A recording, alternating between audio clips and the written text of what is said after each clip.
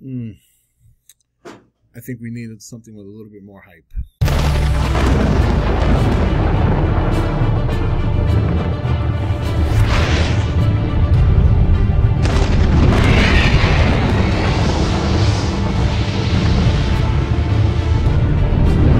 You're watching E.T.N, where we don't do news, we just talk entertainment. Share and subscribe.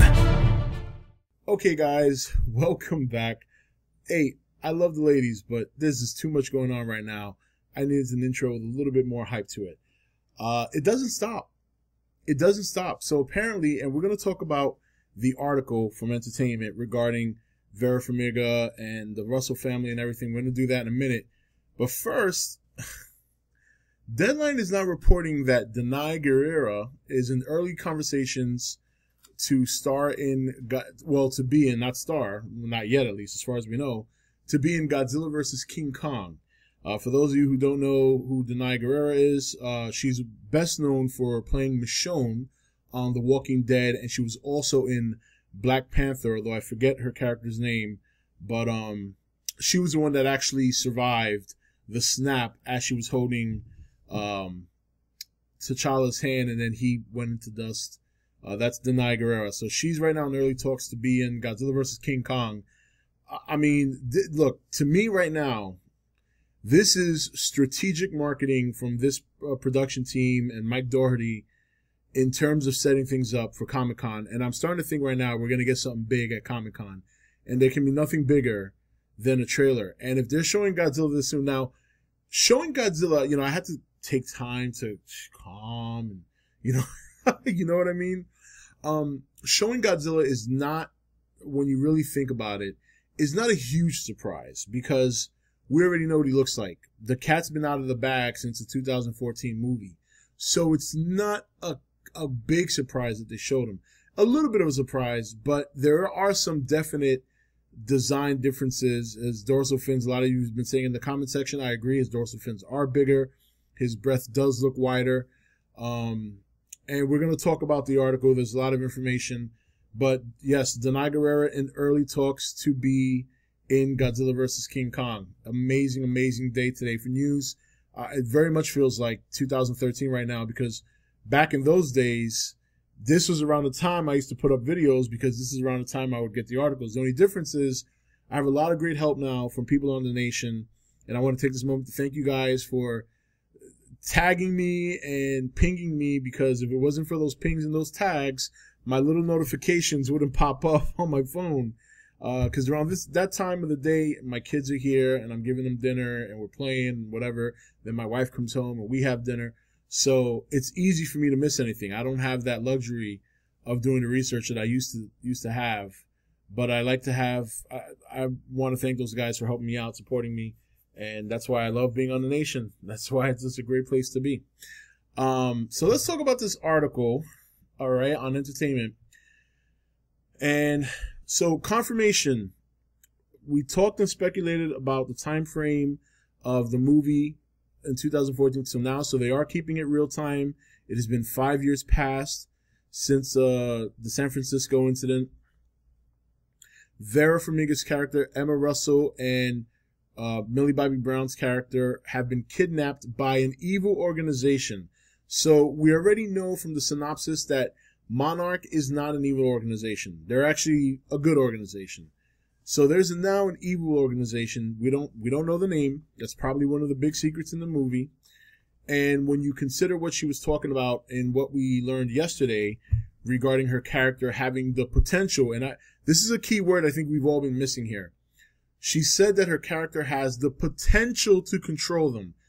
When you say potential, that means that you may be able to do it, but, it's basically something that you haven't reached that level yet where you actually can do it.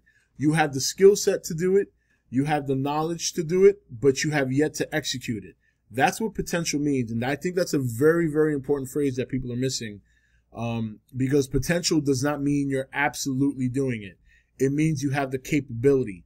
So right now, I think we can take the controlling monsters thing, put it up on the side, and I think that's something we're going to have to wait for when we see the movie. Until then, I don't think it's something we should worry about too much. Because it's one thing of its potential. If they had said she definitely takes control of the monsters, that's a different story. But when you consider that and the fact that she's developed the knowledge or the skill to communicate with them through acoustics, through bioacoustics on a sonar level, that's what was said, it makes sense that an evil organization that may want to communicate with these monsters and control them would kidnap her. Now, this is some stuff we've all speculated. I speculated this on some of my videos. It's just now we're getting a more refined sense of where they're going. So where I was thinking for a long time that Monarch could be the evil organization that may want to control them, we have a new organization coming into a fold. Now, this organization could be a portion of Monarch that is more on the, side of they want to control the monsters, where Serizawa and, Graham are on the side that want to learn more, want to find out what the monsters need, maybe try to find a way to cohabitate, to live in the same world with humans, something like that. And then with all this, we are getting another family chase. So this is probably, I don't want to say the biggest downfall of all the news, but it is something we've seen before already. We saw this with the Ford family. So the formula is the same. The only thing I got to say is I think this time it'll be executed. Hopefully, we don't know for sure, but based on this cast and based on these actors, I think it has the potential to be executed better.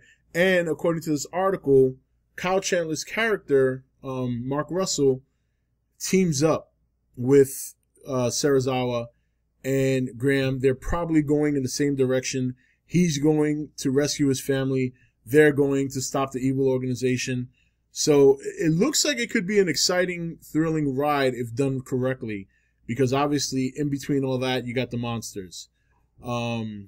So he also discusses, director Michael Dougherty discusses about the world reacting to Godzilla in the same way everybody would react to a big terror attack of some sorts, or terrifying incidents, and that we overreact. Now, when he says that, that's very interesting because he doesn't go into any specifics about what he means with that statement.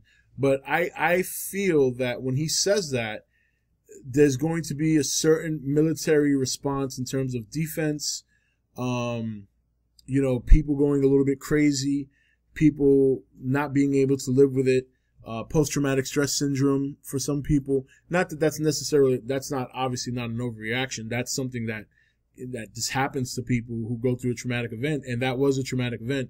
But I think overreacting in terms of how the military responds, how the government responds, how some people who may not have been at the site or at the place when it was happening, suddenly they try to play the victim like they were there. Meanwhile, they have no experience as to what happened there.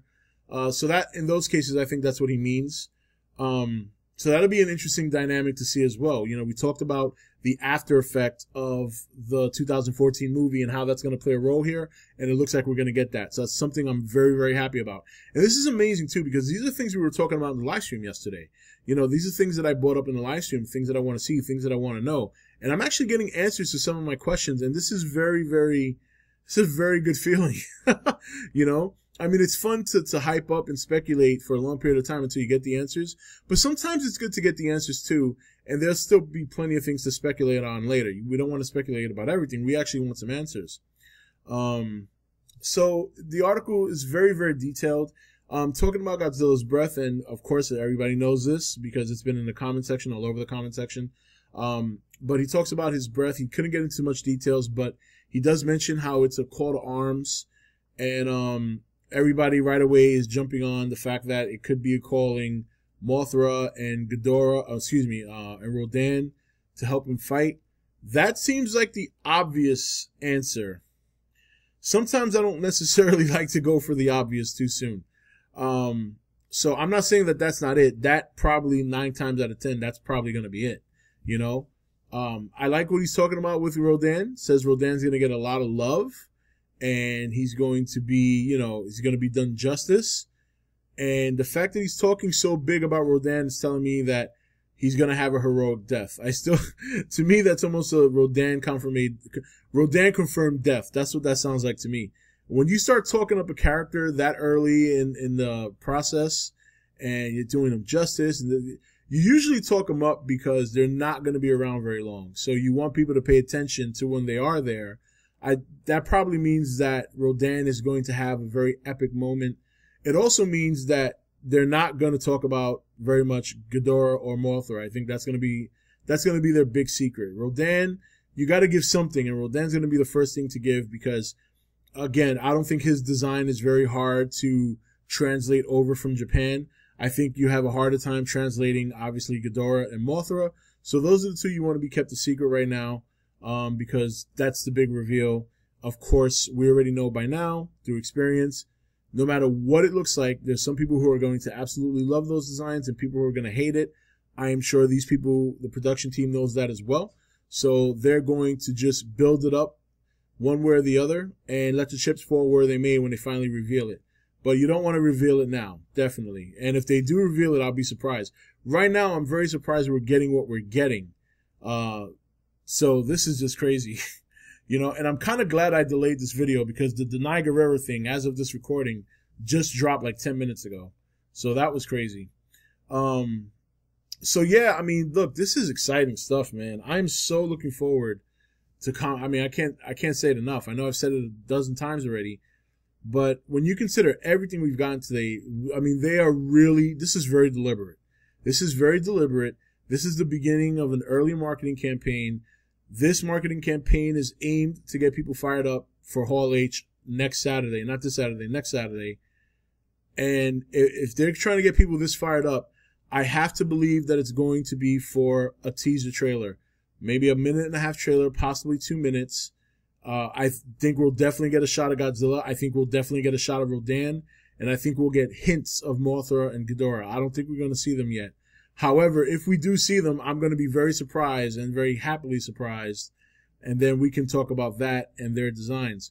So this is a lot of good stuff. I mean, I have nothing bad to say about this. Also, he did mention at the end of the article that there will be breadcrumbs in the movie regarding Godzilla vs. King Kong. So that's another good thing we can look forward to in the movie, is a setup for the big showdown in 2020, which, once again, in the beginning of the video I mentioned, Danai Gurira is in early talks to be cast in that movie, Godzilla vs. King Kong.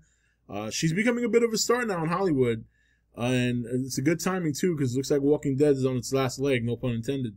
So, but yeah, again, guys, this is an exciting time right now leading into Comic-Con. It would not surprise me if we get more stuff in the next couple of days.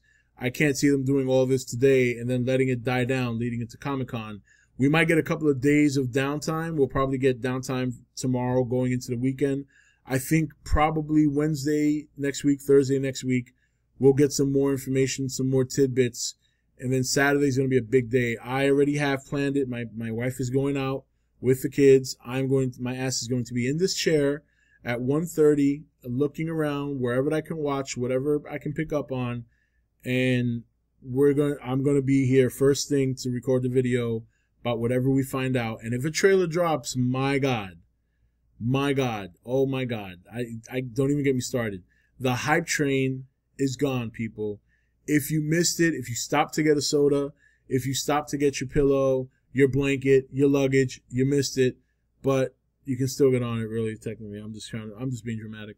But yeah, man, this is great stuff. I'm actually a little tired right now because I was so excited earlier that I was cheering and I was showing my son and we were just having a great time. And my son's like, when's it coming out? And I'm like, next year. And we're like both two big kids. Well, the big kid here and the little man excited about the movie. And then we were upstairs laying in bed talking about Godzilla for like a half hour because now he can't sleep because he's too excited. So good stuff, man. So anyway, guys, that's it for this video. There obviously will be more. There is a live stream tomorrow. So if you want to talk some more about this stuff, by all means, come through. This live stream, however, will be on Twitch because I'm going to be live streaming a game, Final Fantasy Brave Exvius. But once again, like I said, it's not a heavily involved game. It's not like a shooter or anything. It's actually a point-and-click game. So I can easily have conversations as well as play. So definitely come to Twitch. The link to my Twitch channel is in the description. So you can just click that link, hit the follow button, and it'll automatically notify you when I go live. I'll be going live tomorrow at 9:30 p.m. So I was thinking about doing one tonight, but then I was like, but I got this one scheduled. Let's kill two birds with one stone. One stone is the game. The other stone, we can talk more Godzilla. And then we go from there, man. Man, this is some good shit. Anyway, guys, that's it for this video. This is Rob signing off for E.T.N, where we don't do news, we just talk entertainment. Take it easy. Thank you for watching E.T.N. Click here to watch more content. Or you can click here to become an E.T.N. patron. Don't forget to leave a comment. Also, make sure you like and share this video. If you want to know when the next video is up, click the notification bell next to the subscribe button. And most of all, make sure to click that subscribe button for regular content.